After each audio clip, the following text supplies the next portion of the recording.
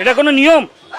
গরিব মানুষ পেটের দায় করে কমে খাচ্ছে, সরকারের ক্ষমতা নেই কাউকে কাজ দেওয়ার, তাকে পেটে লাথি মারছে। এটা কি সরকারি? এটা কোনো সরকার? সময় আমাদের মাননীয় শুভেন্দু অধিকারী বলেছিলেন যে হকার তুললে আমি অন্তত বুলডোজারের সামনে দাঁড়াবো। উনি তো এখন আমাদের হয়ে কোনো কথাই বলছেন। এই ব্যবসা যদি চলে যায়, মানে আমার দোকান যদি ভেঙে দেয়, তাহলে আমাকে সুইসাইড ছাড়া অন্য কোনো পথ নেই। কারণ আমরা চুরি চাষামি করতে পারবো না, কারোর সাথে চিটিংবাজি করতে পারবো না। 56 বছর বয়স, আমি আজকে মোটামুটি ধরুন এখানে 25-26 বছর ধরে দোকানদারি করি। আমি এখন কোথায় কোন কাজ করে খাবো? আমি আমার পরিবারটাকে কি করে চালাবো? আমার বৃদ্ধ বাবা মাকে আমি কীভাবে ডাল ভাতটা দেবো? তাকে কিভাবে ওষুধ দেবো? আমিও যদি আগাম জানতে পারি কোথাও হচ্ছে উইদাউট নোটিস, আমি লিডার অব অপোজিশন হিসেবে আমি নিজেও বুলডোজারের সামনে বা পুলিশের সামনে দাঁড়ানোর জন্য প্রস্তুত আছি। অন্যায়ভাবে উইদাউট নোটিস যে গরিব লোকগুলো বিশেষ করে একটা নির্দিষ্ট জনগোষ্ঠীর উপরে আক্রমণ আনা হচ্ছে, আমরা ভারতীয় জনতা পার্টি তাদের সঙ্গে থাকব। আমি তাদেরকে বলবো যে যে এলাকায় এই ধরনের অত্যাচার হয়েছে, যেভাবে আমরা টিভিতে দেখেছি, চোখের জল দেখেছি, গোটা বাংলা নড়ে গেছে, মায়েদের চোখের জল যেভাবে দেখেছে। আমরা অনেক আশায় ছিলাম সেম মাইন্ডেড গভর্নমেন্ট হলেই আমাদের সেই মনের যে আশা সেটা পূর্ণ হবে, কিন্তু এখন দেখছি যে উল্টে আমাদের প্রতি আমাদের অত্যাচার নেমে আসছে। আমাদের হকারদের উচ্ছেদ করার জন্য একটা পরিকল্পনা করছে রেল প্রশাসন। এবং আমার শুভেন্দুদার কাছে আমার রিকোয়েস্ট যে হকারদের বিকল্প ব্যবস্থা না করে এত বড় ডিসিশন নেবেন না। কোনো বিকল্প ব্যবস্থা না করে কোন রকম পদক্ষেপ নেওয়া, আমার মনে হয় এটা আমাদের সরকারের পক্ষে ভুল সিদ্ধান্ত হবে। সেখানে আমি অনুরোধ রাখবো আমাদের সরকারের কাছে, কেন্দ্রীয় সরকারের কাছে, রাজ্য সরকারের কাছে, যে অবহেলিত এই মানুষগুলোর দিকে একবার তাকিয়ে আপনারা এদের ব্যবস্থা করে, যথাযথ ব্যবস্থা করে তারপর এদের উচ্ছেদ করুন। নমস্কার বন্ধুরা, হাওড়া স্টেশনে হকারদের উচ্ছেদ রাতারাতি বুলডোজার চালানো হলো। এবং আমি প্রথমেই বলতে চাই যে এই যে আমাদের রাজনৈতিক গদি, পশ্চিমবাংলার সর্বোচ্চ আসন, মুখ্যমন্ত্রীর গদি বা মুখ্যমন্ত্রীর পদ, সেই আসনটিতে এমন কি কিছু রয়েছে যে সেই গদিতে যে দলেরই সরকার গঠন হচ্ছে এবং যিনি বসছেন তারই যেন বিচার বিবেচনা সব গুড়িয়ে যাচ্ছে। আমরা দেখেছি যখন মুখ্যমন্ত্রী 2011 সালের আগে আন্দোলন করেছিলেন এই হকারদের জন্য, সাধারণ মানুষের জন্য, তারপরে তিনি আবার সেই গদিতে বসার পরে এই হকারদের উচ্ছেদ করেছেন। এবং তারপরে বিরোধী দলনেতার দায়ভার নেন বিজেপির তরফ থেকে শুভেন্দু অধিকারী। এবং এই শুভেন্দু অধিকারী যখন বিরোধী দলনেতা ছিলেন তখন তিনি এই হকারদের জন্য, হকারদের পাশে দাঁড়ানোর জন্য কি বার্তা দিয়েছেন সেটা তো আপনারা এই ভিডিওতে শুনলেন। কিন্তু এখন পালা বদল হয়েছে। 2026-এর ভোটে বিজেপি বিপুলভাবে জয়লাভ করলো, আমরা দেখলাম। এবং সাধারণ মানুষ বিপুলভাবে জয় করিয়েছে এই বিজেপিকে। কেন? কারণ তৃণমূল জামানায় যত দুর্নীতি, যত অপশাসন, বিশেষ করে এরকম করে হকারদের উচ্ছেদ, দোকানপাট ভেঙে দেওয়া, গুড়িয়ে দেওয়া, তো মানুষ বিজেপিকে এনেছে যে একটা প্রকৃত শাসন জারি হবে, সাধারণ মানুষের উন্নয়ন হবে, কাজকর্ম হবে। কিন্তু শাসনে বসেই মুখ্যমন্ত্রী হয়েছেন বিরোধী দলনেতা শুভেন্দু অধিকারী মহাশয়। এবং তিনি মুখ্যমন্ত্রীর দায়িত্ব নেওয়ার প্রায় 13 দিন না হতেই এই হাওড়া স্টেশনের যে হকার, তাদেরকে রাতারাতি বুলডোজার দিয়ে তাদের দোকানপাট সব ভেঙে দেওয়া হয়। কারণ কি? হাওড়া স্টেশনের যানজট কমানো এবং পথচারীদের যে হাঁটার রাস্তা, সেই হাঁটার রাস্তা প্রশস্ত করার জন্য বা ক্লিয়ার রাখার জন্য এই উচ্ছেদ অভিযান।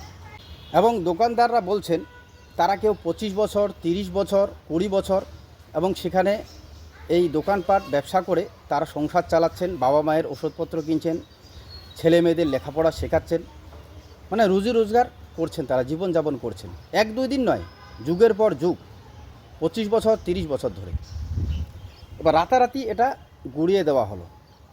তবে হাওড়া স্টেশন চত্বরে রাতারাতি বুলডোজার চালিয়ে দোকানগুলি গুড়িয়ে দেওয়া হয়। তবে কর্মহীন হয়ে পড়া হকারদের আবেদনের ভিত্তিতে কলকাতা হাইকোর্ট বঙ্কিম রোডের হকার উচ্ছেদের উপর স্থগিত আদেশ জারি করেছে এবং আদালত জানিয়েছে হকারদের আত্মপক্ষ সমর্থনের সুযোগ দিতে হবে।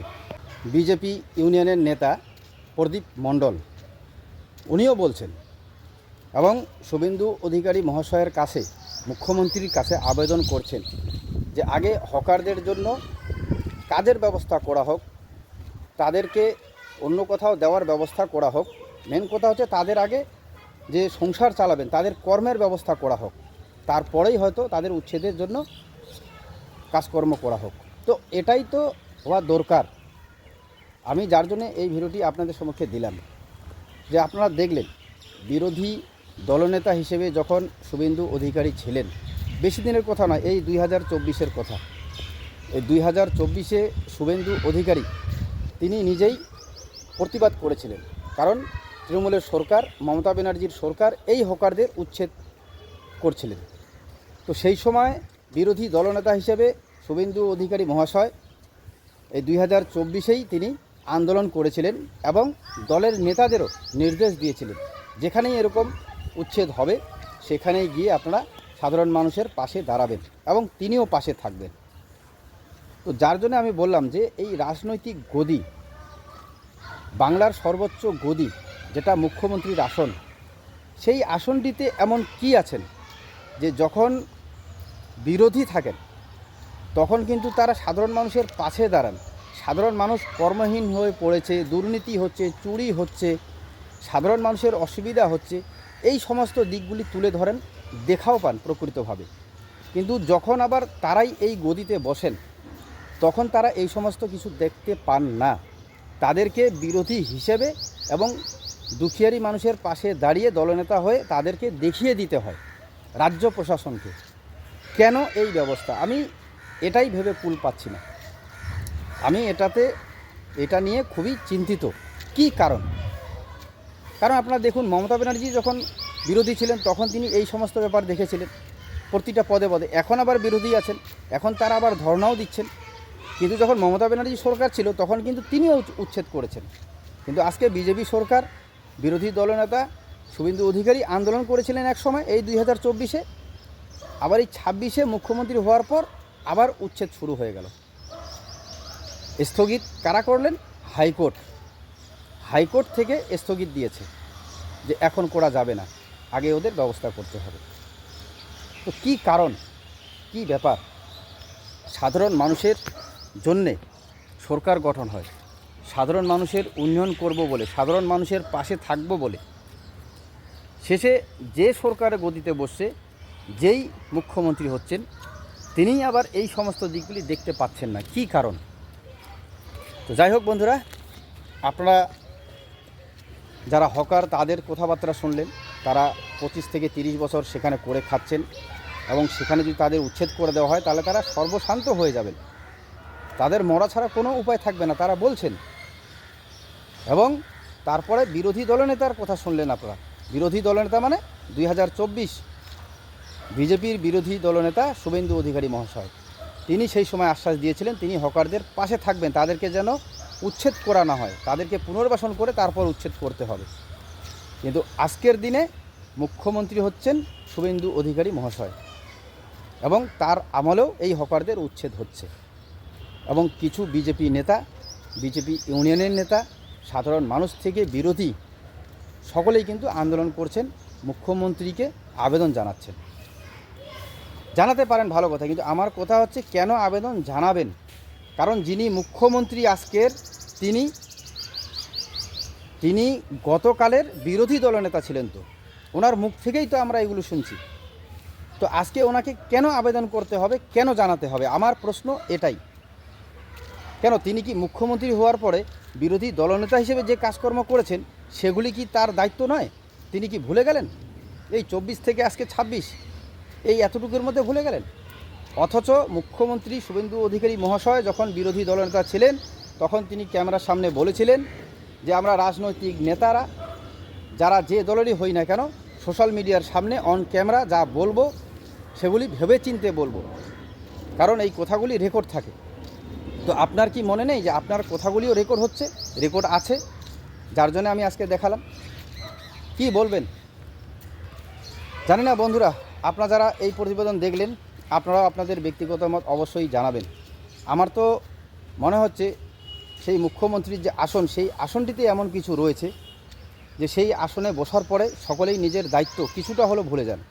সাধারণ মানুষের কথা বেশিরভাগ, এই সাধারণ মানুষের কথাটা বেশিরভাগ ভুলে যান।